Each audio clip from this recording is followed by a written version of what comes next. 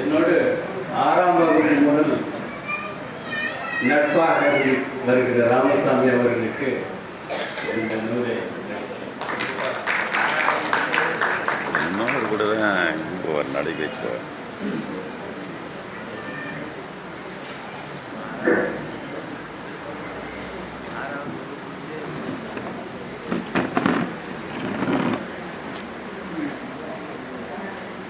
மாண்புமை நீதிபதி அவர்களுக்கும் இந்த மன்றத்திலே கூடியிருக்கிற அனைத்து அன்பர்களுக்கும் என்னுடைய பணிவான வணக்கங்களை முதலில் தெரிவித்துக் கொள்கிறேன்.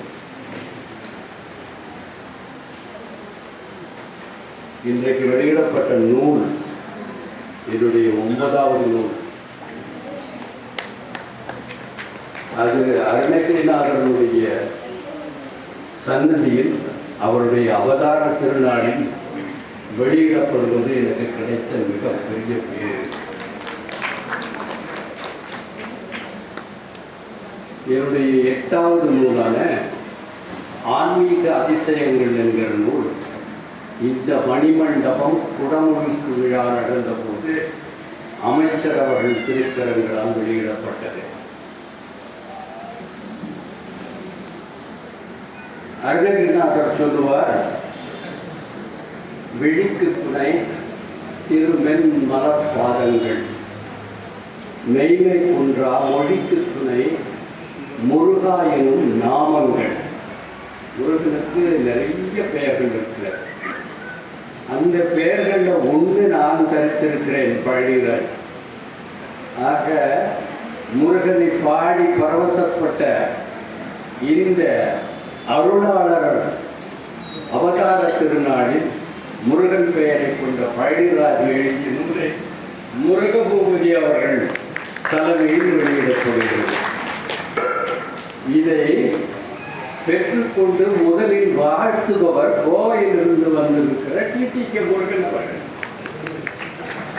எத்தனை பொருத்தம் பாருங்கள், அத்தனையும் முருகனின் சித்தம்.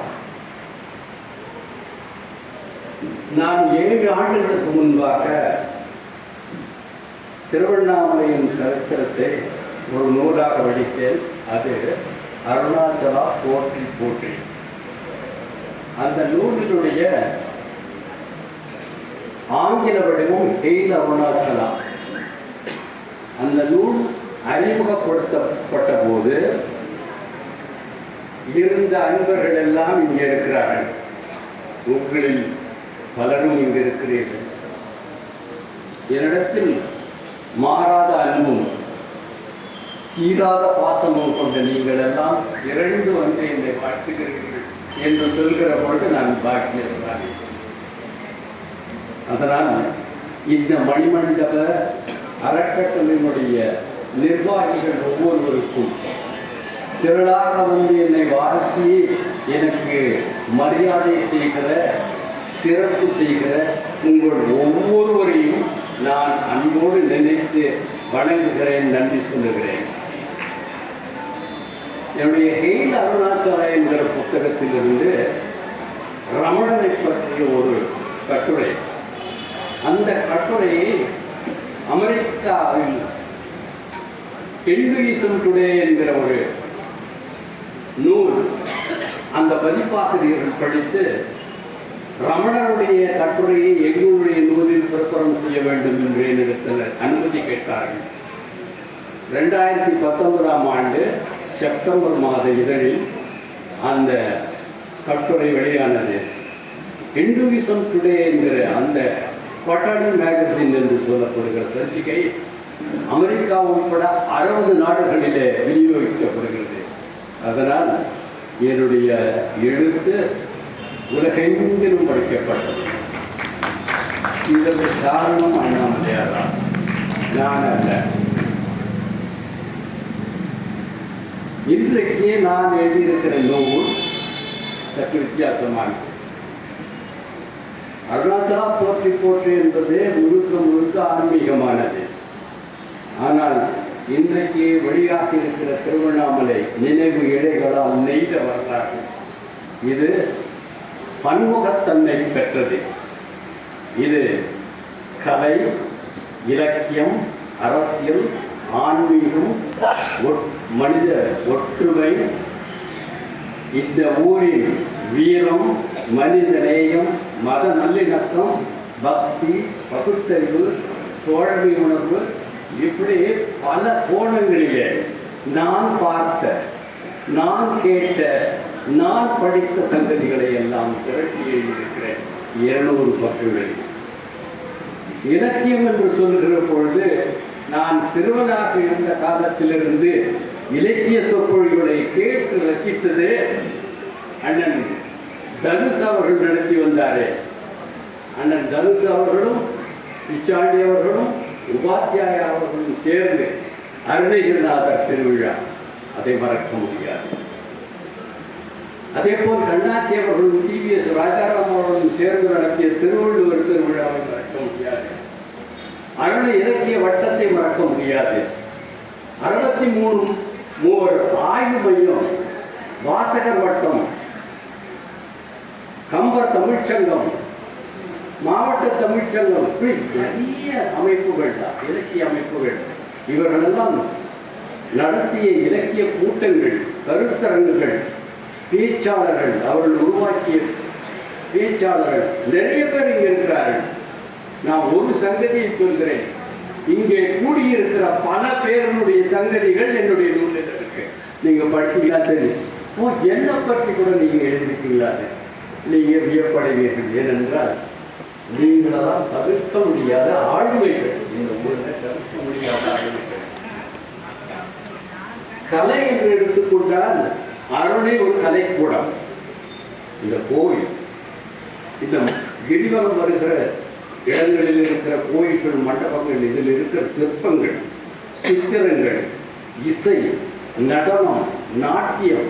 நாட்டியம் சொல்லுகிற போது அந்த காலத்தில் தேவரடியார்கள் இருந்தார்கள். அவர்களை பற்றி ஒரு அத்தியாயம் நான் எழுதியிருக்கிறேன். கலைக்கூடம் இது. ஆன்மீகம் என்று சொன்னால் பெண்மைக்கு முதலிடம் கொடுத்த இடம் இது.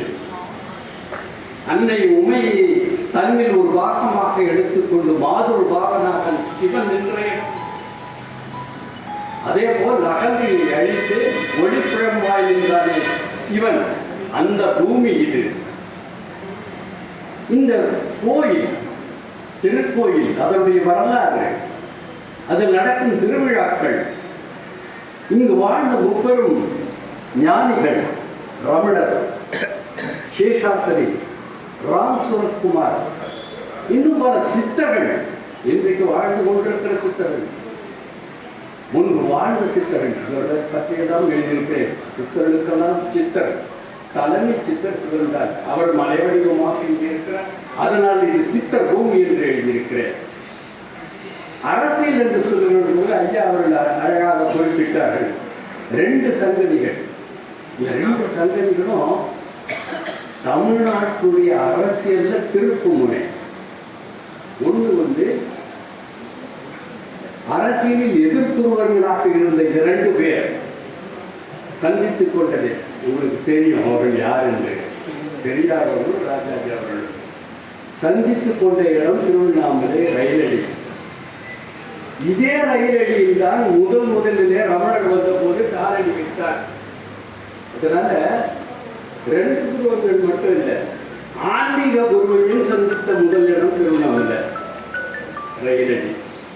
இப்போ இந்த சந்திப்பினால் ஒரு சங்கதி நடந்தது. என்னன்னா, திராவிட கழகம் பிரிந்து திராவிட முன்னேற்ற கழகம் உருவானது அண்ணா சபையில் இந்த சந்திப்பினால் தான். அதனால தமிழகத்தின் ஒரு முக்கியமான திருப்பு முனை நடத்துவதற்காக திருவண்ணாமலை. இன்னொன்று 1963 நடந்த இடைத்தேர்தல். அந்த இடைத்தேர்தலில் திராவிட முன்னேற்ற கழகம் வெற்றி பெற்ற பொழுது காமராஜர் அவர்கள் ஒரு திட்டத்தை சொன்னார். நேருவிடத்தில் அகில இந்திய ரீதியிலே அது நடைமுறைப்படுத்தப்பட்டது. அதுக்கே பிளான், காமராஜர் திட்டம் என்று சொல்லப்பட்டது. அந்த 1963 இடைத்தேர்தலுடைய முடிவுதான் வெகுவாக அதிகமாக பாராட்டப்பட்டு 1967 கட்சி மாற்றம் ஏற்பட்டது. அதனால இந்த அரசியலை, தமிழகத்து அரசியலை புரட்டி போட்டதே திருவண்ணாமலை இடைத்தேர்தல் தான். இதெல்லாம் அரசியல். வீரம்னு சொன்னா 18ஆம் நூற்றாண்டில் திப்பு சுல்தானுக்கும் ஆங்கிலேய படைவீரர்களுக்கும் இங்கே யுத்தம் நடந்தது. திருவண்ணாமலையில் செங்கத்தில் யுத்தம் நடந்தது. அப்போது திருவண்ணாமலை மக்கள் ஆயுதம் ஏந்தி தெருக்களில் வந்து சண்டையிட்டார்கள் என்று சரித்திரம் கூறுகிறது. இதெல்லாம் எழுதியிருக்கு. ஆனா அந்த காலத்தில் மட்டும் வீரர்கள் இல்லை, இந்த காலத்திலும் இருக்கிறார்கள். ஏனென்றால் திருவண்ணாமலையும் இதை சுற்றி இருக்கிற சில கிராமங்களிலும் இருந்து ராணுவ வீரர்கள் நிறைய பேர் ராணுவத்தில் இருக்கிறார்கள். முன்னாள் ராணுவ வீரர்கள் நலச்சங்கத்திற்காக 10 ஆண்டுகள் இலவச சேவை செய்தவர்கள் நான். அதனால எனக்கு அந்த சங்கதிகள் நன்றாக தெரியும். ஒற்றுமை தொல்பியல் துறை நமக்கு தொல்லை தந்த போது இந்த மலையையும் நகரத்தையும் கோயிலையும் கைப்பற்ற நினைத்த போது இந்த ஊர் மக்கள் எப்படி ஒற்றுமையாக போராடினார்கள். இந்த ஊர் வணிகர்கள் எல்லாம் கடையடைப்பு செய்தார்கள். இந்த ஊர் மக்கள் எல்லாம் கண்டன ஊர்வலம் போனார்கள், மனித சங்கிலி நடத்தினார்கள். இப்படி போராடினோம். நாங்களெல்லாம் சேர்ந்து உச்ச நீதிமன்றத்தில் போய் போராடினோம். இப்படி இந்த ஒற்றுமை, இந்த மக்களுடைய ஒற்றுமையை நான் சொல்லியிருக்கிறேன். இந்த திருவண்ணாமலை திருக்கோயிலுடைய எதிரில் 16 கால் மண்டபம்னு ஒன்று இருந்தது. அந்த மண்டபம் தீக்கிரையானது. அப்போது அந்த தீக்கிரையான மண்டபத்தை கண்டு கண்ணீர் வடித்தவர்கள் வெறும் இந்துக்கள் மட்டுமல்ல, முஸ்லிம்கள், கிறிஸ்தவர்கள் கூட அடக்கம். அந்த காலத்தில் அதற்கு நிவாரணங்களை செய்த மாவட்ட ஆட்சியர் ஒரு முஸ்லீம். நினைவுபடுத்துகிறேன், இந்த நூலில் அதெல்லாம் நினைவுபடுத்தி இருக்கிறேன். சுற்றுச்சூழலை பற்றி சொல்லுகிற போது சுற்றுலா தலங்களை சொன்னேன். ஐயா அவர்கள் சொன்னாரு, நீர் மத்தி மரம், அது ஜவ்வாது மலையில இருக்குது. என்னுடைய நண்பர் காட்டினாக்கா அதிகாரி ஒருவர் என்னை கூட்டிச் சென்று காட்டிய போது அதை பார்த்து வியந்து போனேன். அதை இங்கே நான் பதிவு செய்திருக்கிறேன். ஐயா அவர்கள் சொன்னது போல பக்தி மட்டும் இங்கு இல்லை, பகுத்தறிவும் இருக்கிறது. ஏனென்றால் இது பகுத்தறிவு பாசறை. இந்த மக்களுக்கு பக்தியும் தெரியும், பகுத்தறிவும் தெரியும் என்பதை சொல்லி இருக்கிறேன். என்னிடத்துல நிறைய வெளிநாட்டவர்கள் வருவார்கள். ஏனென்றால் ஆங்கிலத்தில் அவர்களுக்கு டாக்குமெண்டேஷன் செய்து கொடுக்க வேண்டும் என்கிற காரணத்திற்காக எனக்கு நிறைய பேர் வருகிற பொழுது அந்த வெளிநாட்டவர்களை நான் கேட்கிற ஒரு கேள்வி, உங்களை கவர்ந்தது எது? திருவண்ணாமலையில் உங்களை கவர்ந்தது எது கேள்வி. அவர்கள் சொல்வார்கள், இந்த மலை, இதற்கு ஒரு ஆக்கர்ஷண சக்தி இருக்கிறது என்று சொல்வார்கள். அடுத்தது ரமணர். இந்த வெளிநாட்டவர்கள் ஒரு சிலர் இங்கே தங்கி இருக்கிறார்கள். 6 மாதத்துக்கு ஒரு தடவை வெளிநாட்டுக்கு போய் வர மாதிரி பாவலா பண்ணி இங்கேயே தங்கியிருக்காரு. வந்து வீடு இருக்கு, நிறைய பேருக்கு. அவர்களை கேட்கிற பொழுது இந்த ஊர் மக்கள் தோழமை உணர்வோடு எங்களோடு பழகுகிறார்கள், அதனால் நாங்கள் இங்கு இருக்கிறோம் என்று சொல்கிற பொழுது இந்த ஊரினுடைய மாண்பை நான் தெரிந்து கொண்டு பதிவு செய்திருக்கிறேன். இந்த ஊருக்கு நீங்களும் நானும் இந்த ஊரின் மண்ணின் மைந்தர்கள். ஆனால் அந்நியர்கள் பார்வையில் இந்த ஊர் எப்படி இருந்தது என்று பார்க்கிற பொழுது பிரெஞ்சு நாட்டினுடைய ஒரு பெண் எழுத்தாளர் பிராக்டைஸ் படிக்காமன்னு ஒரு எழுத்தாளர், அவர் இங்கு வந்த போது திருவண்ணாமலையுடைய வீதிகள் எப்படி இருந்தது, இந்த கோயில் எப்படி இருந்தது, அதில் நடந்த திருவிழாக்கள் எப்படி இருந்தது, அங்கு நாட்டியம் ஆடிய அந்த தேவர் அடியார்கள் எப்படி அழகாக இருந்தார் என்றெல்லாம் எழுதுகிறார். அவர் பார்த்து திண்ணை பள்ளிக்கூடம், அந்த திண்ணை பள்ளிக்கூடத்திலே சொல்லிக் கொடுக்கிற பாடம் இதெல்லாம் பதிவு செய்திருக்கிறார். அதே போல இல்லாத நாட்டிற்கு உள்ள பார்பெண்கள், இந்த ரயிலடியில இருந்து ரமணாசிரமம் முறையில இரட்டை மாட்டு வண்டியில பயணம் பண்ணுகிறார். பாதை எப்படி இருக்கு, அந்த சன்னதி தேவனுடைய அழகு எப்படி இருக்கு, அந்த கோயிலுடைய பிரம்மாண்டம் எப்படி இருக்கு, அந்த வீதிகள் எப்படி இருக்கு, அதையெல்லாம் நான் சொல்லி இன்றைக்கு நாம் பயணம் பண்ணா எப்படி இருக்கும் அதையும் சொல்லியிருக்கிறேன். இப்படி பல சங்கதிகள் பல கோணங்களில் சொல்லப்பட்டிருக்கிறது.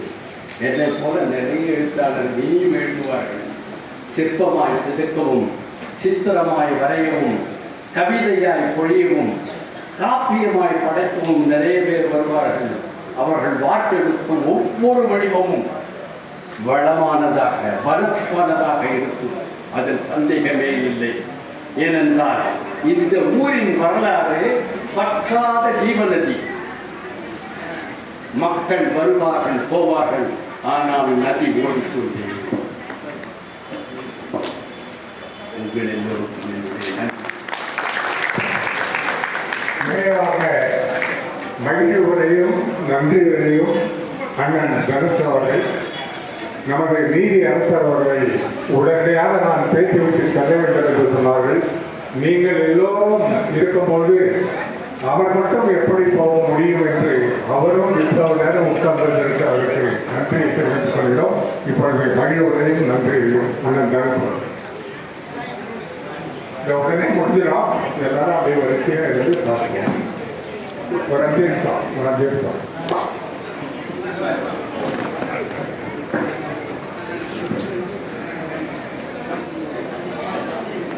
போதிமதி சூடும் புனிதர் புனிதெங்கு மாது பங்க அண்ணாமலைநாதர் பாதம் இருக பிரிமணமே என்னாலும் நம்மை புரிக பயன்படுமே கூற்று.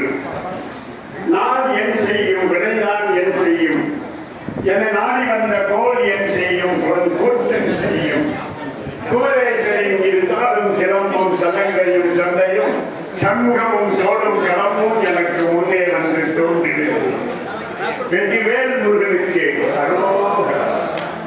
ஏன்னா அப்படியே கவனமா உட்கார்ந்தீங்களா? வெற்றிவேல் முருகன் சொல்லும் போது நீங்களும் அரோகரா அப்படின்னு சொன்னீங்கன்னா ஒரு புத்தகம்.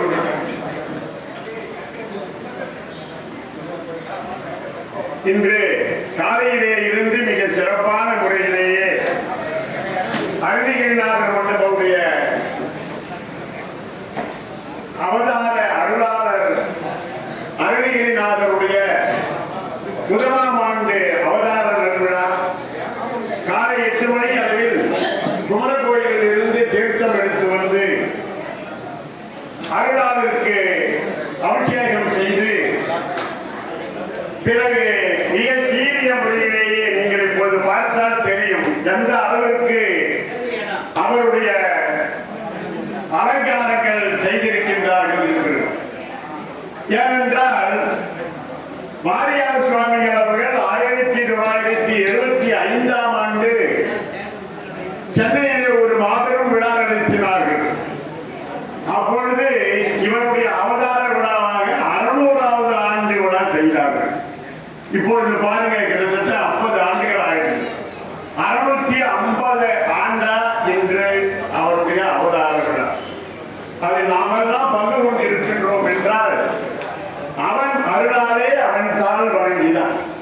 நம்ம இங்க வந்திருக்கிறோம் உண்மையிலேயே ஆண்டவருடைய பரிபூர்வமான அருளை பெற்றவர்கள். அதனால்தான் உங்களுக்கு அந்த வாக்கியம் பெற்றிருக்கின்றது.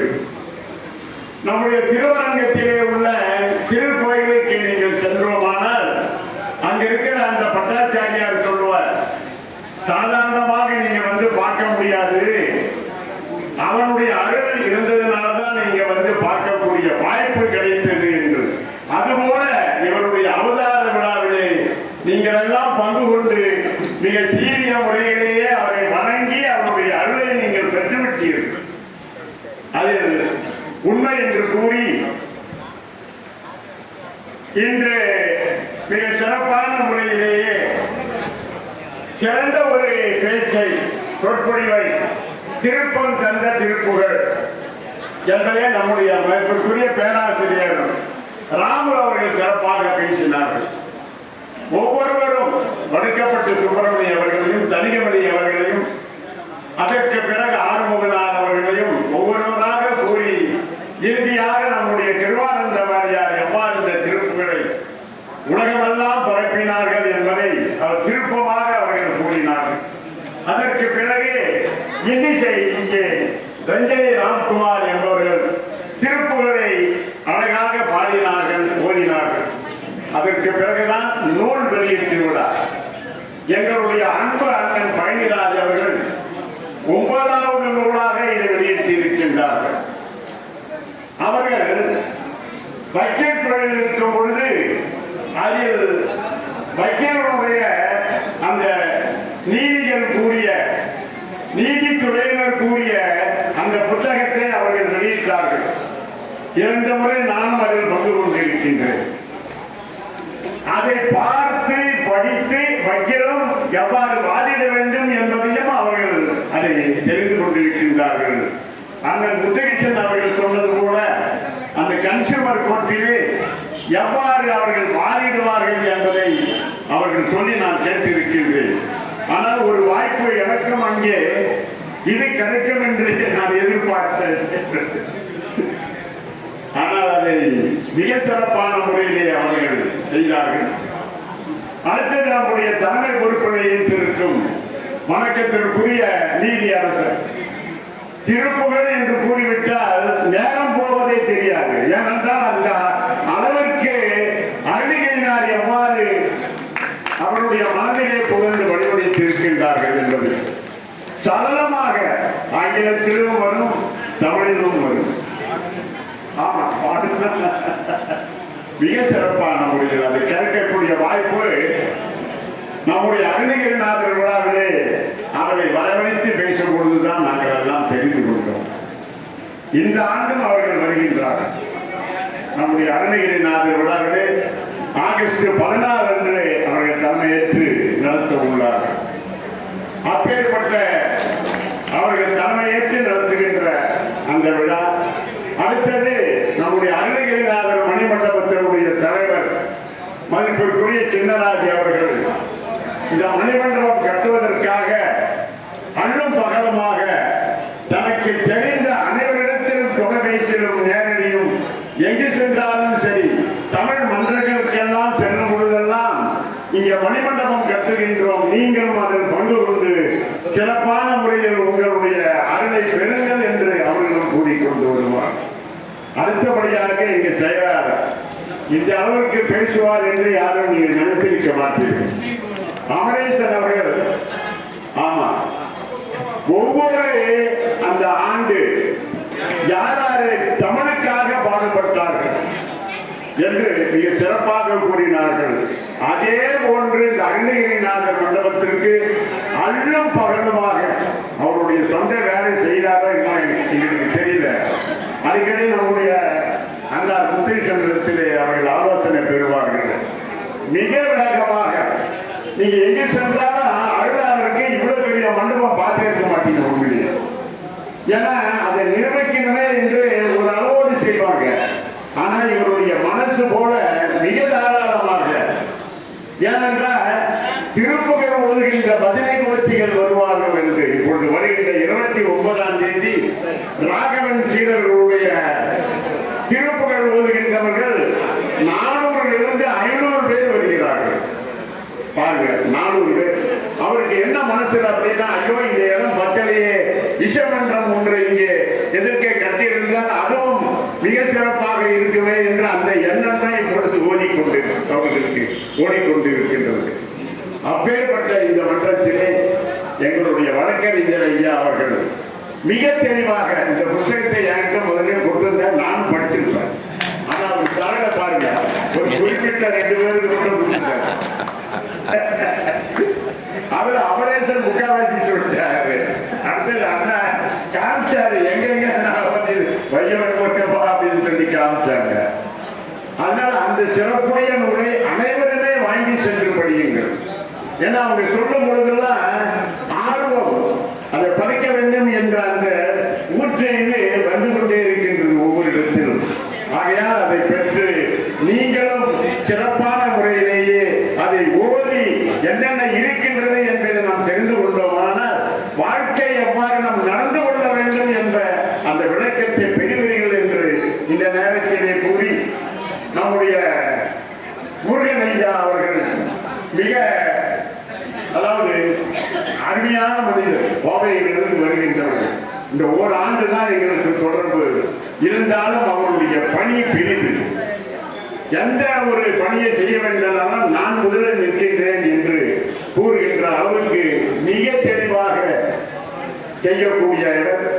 அதே போல எங்களுடைய முல்லை மோகன் அவர்கள் இந்த மண்டபத்திற்காக தன்னுடைய குடும்பத்திலிருந்து ஒரு பெரும் தொகையை அவர்கள் வழங்கினார்கள், சிறப்பு செய்திருக்கின்றார்கள். அதே போல அருணகிரிநாதர் விழாவிலும் மிக சிறப்பான முறையிலே பங்கு கொண்டு செய்து கொண்டு வருகின்றார்கள். அதே போன்று எங்களுடைய அமைதியான பொருளாளர் பிச்சாண்டி அவர்கள் விழா சிறப்பதற்காக என்ன செய்ய வேண்டுமோ அந்த வழியை வகுத்து கொடுக்கின்றனர். ஆக எல்லாரும் வந்திருக்கிறீர்கள். முப்பனையா, கோயிசாமி ஐயா, அதே போல சபரிதான் வந்திருந்தாங்க.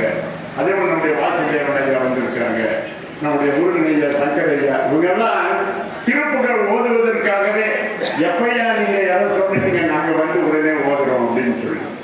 அதே போல நம்முடைய அருமை சகோதரர் என்னுடைய தம்பு பிள்ளை நம்முடைய நாயர் அவர்கள் மிக சிறப்பான முறையில் மிக அழகாக தெளிவாக தன்னுடைய அப்பா என்ன பேசுவாரோ அதே கருத்தினை அவர்கள் இங்கே ஓதினார்கள் என்ற நான் உண்மையிலே மன மகிழ்ச்சி பெற்று அவருக்கு உறுதுணையாக இருக்கின்ற எங்களுடைய அன்பு அண்ணா எஸ்.ஆர். வீரராகவனுடைய புதல்வர் பாலாஜி அவர்கள் இந்த சமூக ஐயா பல புத்தகங்கள் எழுதியிருக்கிறாங்க. அவங்க புத்தகங்கள் எழுதி வெளியிட்டு இருக்கிறாங்க.